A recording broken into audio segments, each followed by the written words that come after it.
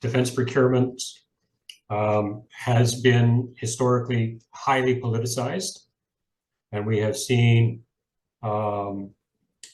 governments make what are in fact disastrous decisions for the country based on political consideration. So the Jean Chrétien's cancellation of the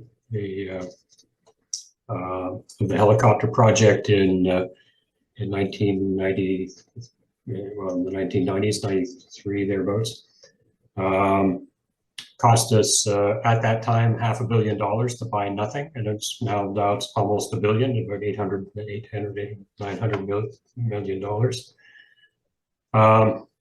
There is a reason why the F-35 decision took so long, and that is purely, the political environment stemming from the 2015 election.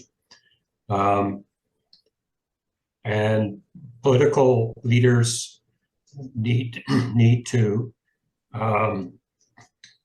work towards a better consensus on defense and national security policy direction for the country.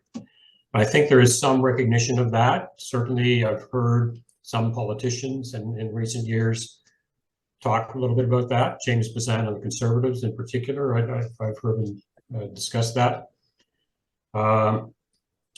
But the politicization is, both sides have been guilty of it. So I wouldn't point a finger at any one party here. So to my mind, that's politicization gets reflected in the public debate in the media and elsewhere. So that's a legitimate issue, and it has created reluctance or an abundance of caution within the bureaucracy. I think the second problem is we've talked before about the complexity of the bureaucracy and the number of players, the number of people who can say no, as opposed to the only one person who can say yes, who's the Prime Minister of the country.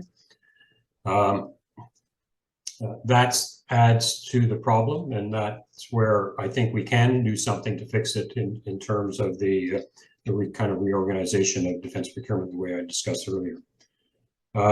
So there's plenty of blame to go around here, and I really think that it is time, given the way global events have been unfolding and are look to be continuing to unfold, it's time, Canada got its house in order in terms of depoliticization of defense procurement, having rational adult conversations about defense needs. There's also a factor in industry, defense industries, that complicates things further and drives the bureaucracy to much higher levels of care and time in going through the analytical process in terms of picking which system we're going to buy. And that is a scorched earth approach that industry takes. If they haven't won the competition, they will do everything in their power to overturn the competition result and force the government to try and force the government to go back to the drawing board to give them another chance. I know why they do it. The defense acquisitions globally are very few and far between. It is highly competitive. It is very expensive for these companies to put together a bid, a credible bid that has a realistic chance of winning. We saw in the fighter replacement, even that Boeing didn't even bother going forward with a bid, and they took a business decision, said we're not likely to win this one, and therefore we're not going to put the amount of money in. There was a British study a number of years ago now that suggested you had to put in, at that time, you had to put in potentially as much as 5% of the potential contract value into preparing a credible bid that had a really good chance of winning, but there was no guarantee you're going to win. So I get why the companies take it hard when they don't win.